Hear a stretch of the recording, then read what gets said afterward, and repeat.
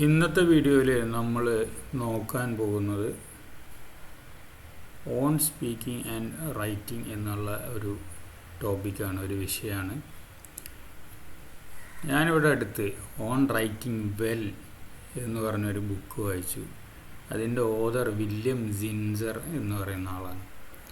അദ്ദേഹം ഈ ബുക്കിൽ നമുക്ക് എങ്ങനെ നല്ല രീതിയിൽ എഴുതാം, നോൺ ഫിക്ഷൻ റൈറ്റിംഗ് എങ്ങനെ ഇമ്പ്രൂവ് ചെയ്യാം എന്നുള്ളതാണ് ഈ പുസ്തകത്തിൽ പ്രതിപാദിക്കുന്നത്. ഈ പുസ്തകം വായിക്കുന്ന സമയത്ത് എനിക്ക് റൈറ്റിങ്ങിൻ്റെയും സ്പീക്കിങ്ങും തമ്മിലുള്ള ഒരുപാട് സിമിലാരിറ്റീസ് കാണാൻ സാധിച്ചു. ഞാൻ കുറച്ച് സമയമായിട്ട് പബ്ലിക് സ്പീക്കിംഗ് ഏരിയയിലുള്ള ഒരാളാണ്. പബ്ലിക് സ്പീക്കിങ്ങിൻ്റെ ഒരു സ്റ്റുഡൻ്റാണ്. അപ്പോൾ പബ്ലിക് സ്പീക്കിങ്ങിനെ കുറിച്ചും റൈറ്റിങ്ങിനെ കുറിച്ചൊരു ബുക്ക് വായിച്ചപ്പോൾ പബ്ലിക് സ്പീക്കിങ്ങിനെ കുറിച്ചുള്ള കുറേ പോയിൻറ്റ്സ് എനിക്ക് കിട്ടി. ഈ വീഡിയോയിൽ ആ പോയിൻറ്റ്സിനെ കുറിച്ചാണ് ഡിസ്കസ് ചെയ്യുന്നത്. അതിൽ ഒന്നാമത്തെ പോയിൻ്റ്, സ്ലൈഡ്സ് ഇംഗ്ലീഷിലാണ്, ഞാൻ മലയാളത്തിലാണ് എക്സ്പ്ലെയിൻ ചെയ്യുന്നത്.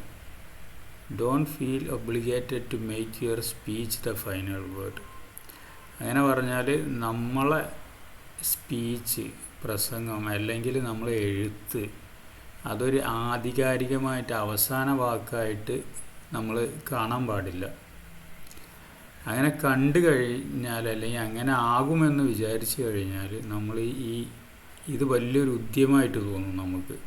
അത് നമ്മൾ റൈറ്റ് ചെയ്യാൻ തുടങ്ങില്ല. ആർട്ടിക്കിളാണെങ്കിൽ ആർട്ടിക്കിൾ എഴുതാൻ നമ്മളങ്ങോട്ട് സ്റ്റാർട്ട് ചെയ്ത് കിട്ടില്ല. സ്പീച്ചാണെങ്കിൽ സ്പീച്ച് പ്രിപ്പയർ ചെയ്ത് സ്റ്റാർട്ട് ചെയ്താവില്ല. കാരണം ഇത് നമ്മളെ ഒരു ഇതിനെക്കുറിച്ച് അതോറിറ്റിയാണ്, ഫൈനൽ വേർഡാണെന്ന് പറയുമ്പോൾ നമ്മളതിങ്ങനെ റിസർച്ച് ചെയ്തുകൊണ്ടേ നിൽക്കും. പക്ഷെ നമ്മൾ ഒരിക്കലും സ്റ്റാർട്ട് ചെയ്യൂല. അപ്പോൾ ഓഥർ ഇതിൽ റെക്കമെൻഡ് ചെയ്യുന്നത് നമുക്ക് ഇൻട്രസ്റ്റഡ് ആയിട്ടുള്ള ഒരു സബ്ജക്റ്റിൻ്റെ ചെറിയൊരു ഏരിയ കവർ ചെയ്യുക, എന്നിട്ട് അത് നല്ല രീതിയിൽ കവർ ഇറ്റ് വെൽ എന്നാണ് ഓഥർ റെക്കമെൻഡ് ചെയ്യുന്നത്. രണ്ടാമത്തെ point, human element connects better with the audience. ആളുകളുടെ കഥകൾ, സ്റ്റോറീസ്, അവരുടെ ഇമോഷണൽ സ്ട്രഗിൾസ് അല്ലെങ്കിൽ പേഴ്സണൽ എക്സ്പീരിയൻസ് അത് നിങ്ങളെ റൈറ്റിങ്ങിൽ അല്ലെങ്കിൽ നിങ്ങളെ സ്പീച്ചിൽ യൂസ് ചെയ്യാം. കാരണം അത് ഓഡിയൻസിനായിട്ട് ഒരുപാട് കൂടുതൽ കണക്ട് ചെയ്യാൻ സഹായിക്കും. നമ്മളൊരു ഡ്രൈ ആയിട്ട് അബ്സ്ട്രാക്റ്റ് ആയിട്ടുള്ള ഒരു സബ്ജക്റ്റ് പറയുന്നതിലേറെ കൂടുതൽ ആളുകളുടെ സ്റ്റോറീസ് ഓഡിയൻസുമായിട്ട് കണക്ട് ചെയ്യും. നിങ്ങൾക്ക് ചിന്തിച്ചാൽ അറിയാം, നമ്മളെ കോളേജിലെ ലെക്ചേഴ്സ് അല്ലെങ്കിൽ സ്കൂളിലെ സബ്ജക്റ്റിൻ്റെ ലെക്ചേഴ്സ് ഒക്കെ നോർമലി ബോറിംഗ് ആയിരിക്കും. അതിൻ്റെ ഒരു കാരണം എന്താണെന്ന് വെച്ചാൽ അതിലൊന്നും സ്റ്റോറീസ് പൊതുവെ ഉണ്ടാവില്ല, സബ്ജക്റ്റ് മാത്രമായിരിക്കും എടുക്കുന്നത്. അപ്പോൾ അതൊക്കെ സ്റ്റോറീസൊക്കെ ആഡ് ചെയ്ത് കഴിഞ്ഞാൽ ഇൻട്രസ്റ്റിംഗ് ആക്കാൻ പറ്റും ഒരു പരിധി വരെ. കെമിസ്ട്രി എടുക്കുക, കെമിസ്ട്രിയിലാണെങ്കിൽ ആ കോമ്പൗണ്ട്സ്, മോളിക്യൂൾസിനെ പറ്റിയിട്ടുള്ള സ്റ്റോറീസ് ഉണ്ടാകും. അത് കണ്ടുപിടിച്ചുള്ള സ്റ്റോറീസ്, ആ കോമ്പൗണ്ടിൻ്റെ എന്തെങ്കിലും ഇൻട്രസ്റ്റിംഗ് ആയിട്ടുള്ള സ്റ്റോറീസൊക്കെ ഉണ്ടാവും. അതൊക്കെ ആഡ് ചെയ്താൽ ഈ സബ്ജക്ട്സ് ഒന്നും കൂടി ഇൻട്രസ്റ്റിംഗ് ആയിട്ട് നമ്മളെ സ്റ്റുഡൻസിനെ ആയിട്ടോ അല്ലെങ്കിൽ ഓഡിയൻസിനൊക്കെ ആയിട്ട് കണക്ട് ചെയ്യാൻ പറ്റും. അടുത്ത point, see speaking as a craft not an art. സ്പീക്കിങ്ങിനൊരു ക്രാഫ്റ്റായിട്ട് കാണണം. അതിൻ്റെ കാരണം എന്താണെന്ന് വെച്ചാൽ സ്പീക്കിംഗ് നമ്മൾ ഡെയിലി പ്രാക്ടീസ് ചെയ്ത് ഇമ്പ്രൂവ് ചെയ്യുന്ന ഒരു എൻഡേവറാണ്.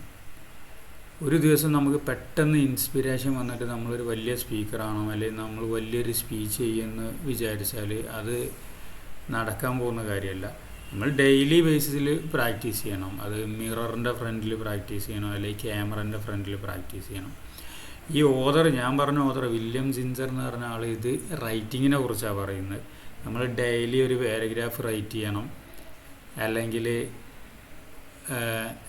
ഡെയിലി ഒരു പാരഗ്രാഫ് റൈറ്റ് ചെയ്യണം. അതിന് നമുക്ക് മോട്ടിവേഷൻ ഇല്ലെങ്കിൽ നമ്മൾ മോട്ടിവേഷൻ ഉണ്ടാക്കിയിട്ട് നമ്മളെ പുഷ് ചെയ്തിട്ട് ചെയ്യണം എന്നാണ് പുള്ളി പറയുന്നത്. സ്പീക്കിങ്ങും അതുപോലെ തന്നെയാണ്. സ്പീക്കിങ്ങും നമ്മൾ ഡെയിലി ബേസിൽ പുഷ് ചെയ്ത് പ്രാക്ടീസ് ചെയ്താലേ ഇമ്പ്രൂവ് ആവും. അല്ലാതെ പെട്ടെന്ന് ഒരു ദിവസം ഒരു ഇൻസ്പിറേഷൻ വന്നിട്ട് നമ്മളൊരു ഗ്രേറ്റ് സ്പീക്കർ ആവുമെന്ന് വിചാരിക്കരുത്.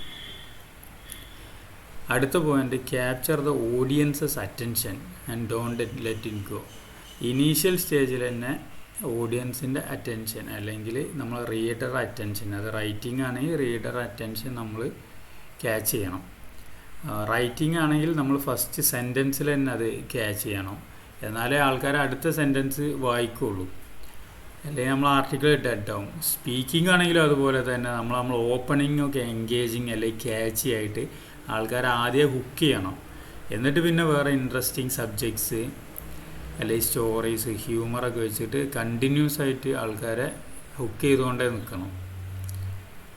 അങ്ങനെയാണ് ഓഡിയൻസിൻ്റെ അറ്റൻഷൻ കിട്ടുക. പിന്നെ അടുത്ത point, plan the best style and approach to convey your topic. അതായത് നമ്മളൊരു ടോപ്പിക്ക് കൺവേ ചെയ്യുമ്പോൾ അതിനെ പറ്റി ഏറ്റവും നല്ല മെത്തേഡ്, ടൈപ്പ് ഓഫ് സ്പീച്ച് ഏതാണെന്ന് ആദ്യം കണ്ടുപിടിക്കണം. ഇപ്പോൾ നമ്മൾ ചില സബ്ജക്ട്സ് ഹ്യൂമറിൽ പ്രസൻറ്റ് ചെയ്താൽ അല്ലെങ്കിൽ സർക്കാസിൽ പ്രസൻറ്റ് ചെയ്യാതെ അതായിരിക്കും ബെറ്റർ. ചില സബ്ജക്ട്സ് നമ്മൾ സീരിയസ് ടോണിൽ കൺവേ ചെയ്യണം. നമ്മളിപ്പം ഒരു ഫാഷൻ്റെ, ഇപ്പോൾ ഈ യങ്ങായിട്ടുള്ള അല്ലെങ്കിൽ ടീനേജേഴ്സിൻ്റെ ഇടയിലുള്ള ഒരു ഫാഷനെയാണ് നമ്മൾ അഡ്രസ്സ് ചെയ്യാൻ ഉദ്ദേശിക്കുന്നത്. അത് എന്താ പറയുക, നല്ലതായിട്ട് നമുക്ക് തോന്നുന്നില്ല, അല്ലെങ്കിൽ അതിനൊരു ലോജിക്കലായിട്ട് തോന്നുന്നില്ല. അപ്പോൾ ടീനേജേഴ്സ് എക്സ്ട്രീമായിട്ടുള്ള ലൂസ് പാൻസ് ഉപയോഗിക്കുന്നത്. അപ്പോൾ അതൊക്കെ ഹ്യൂമറിൽ കൺവേ ചെയ്യാൻ നോക്കണം, അങ്ങനത്തെ കാര്യങ്ങളൊക്കെ. അല്ലെങ്കിൽ നമ്മൾ ഭയങ്കര ഒരു പ്രീച്ചി ആയിട്ട് തോന്നും. അടുത്ത point, audience should feel that speaker is feeling good even if he or she is not. ഓഡിയൻസിലോട്ട് നമ്മളെ സ്പീക്കർ എന്തൂസിയാസം ട്രാൻസ്ഫർ ചെയ്യും. സ്പീക്കറെ സബ്ജക്റ്റിനെ പറ്റി ഭയങ്കരമായിട്ട് എന്തൂസിയാസ്റ്റിക് ആണെങ്കിൽ അത് ഓഡിയൻസിലോട്ടും ട്രാൻസ്ഫർ ചെയ്യുക എനർജി. സ്പീക്കർ ആ സബ്ജക്റ്റിന് വേണ്ടി എനർജറ്റിക് അല്ല, ഡീമോട്ടിവേറ്റഡ് ആയിട്ടുള്ള ഒരാളാണെങ്കിൽ ആ ഒരു ഇത് ഓഡിയൻസിൽ റിഫ്ലക്റ്റ് ചെയ്യും. അതിന് സ്പീക്കർ നല്ല മൂഡിലല്ലെങ്കിലും അല്ല, നല്ല മൂഡിലായിട്ട് അഭിനയിച്ചിട്ടെങ്കിലും അങ്ങനെ ചെയ്യണം എന്നാണ് ഈ ഓഥർ പറയുന്നത്. ഓഥർ റൈറ്റിങ്ങിനെ കുറിച്ചാണ് പറയുന്നത്. റൈറ്റിങ്ങിൽ വരെ ഈ റൈറ്ററെ എഴുതുമ്പോഴുള്ള എന്തൂസിയാസം റിഫ്ലക്റ്റ് ചെയ്യും റീഡറിൽ എന്നാണ് വില്യം ജിൻസർ പറയുന്നത്. Last point, bring the story to full circle. നമ്മൾ സ്പീച്ച് കൺക്ലൂഡ് ചെയ്യുന്നത് സ്റ്റാർട്ട് ചെയ്ത ആ പോയിന്റിൽ തന്നെ എൻഡ് ചെയ്യുക. ഒരു പോയിന്റിൽ സ്റ്റാർട്ട് ചെയ്യുക, അതേ പോയിന്റിൽ കൺക്ലൂഡ് ചെയ്യുക. എന്നിട്ട് ആ പോയിന്റ് ആകുക നമ്മളെ സ്പീച്ചിൻ്റെ ഒരു സെൻട്രൽ തീം എന്ന് പറയുന്നത്. അപ്പോൾ ഇത് സിമ്മട്രി ക്രിയേറ്റ് ചെയ്യും. മനുഷ്യന്മാർക്ക് സിമ്മട്രി ഇഷ്ടമാണ്. നമ്മൾ സിമ്മട്രിക്കലായിട്ടുള്ള ഒരു സ്പീച്ച് ചെയ്താൽ അതിനെ കുറച്ചും കൂടെ കൊഹറൻ്റായിട്ട് തോന്നും ആൾക്കാർക്ക്.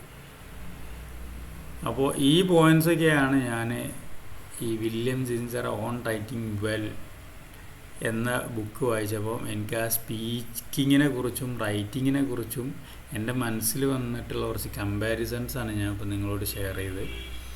Okay, thank you for watching. See you.